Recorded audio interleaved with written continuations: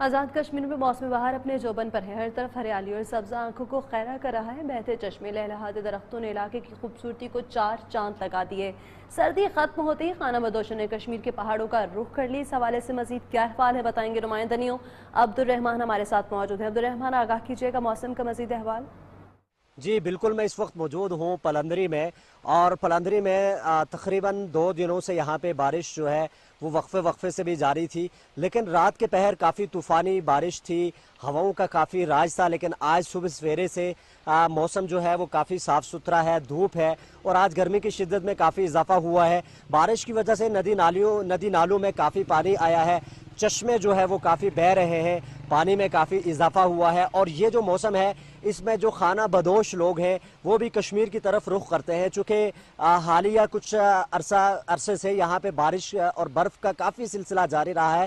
پہاڑوں سے اس وقت برف مکمل طور پر آہستہ آہستہ پگھل رہی ہے، اور جو خانہ بدوش لوگ ہیں انہوں نے پہاڑوں کی طرف رخ کر دیا ہے۔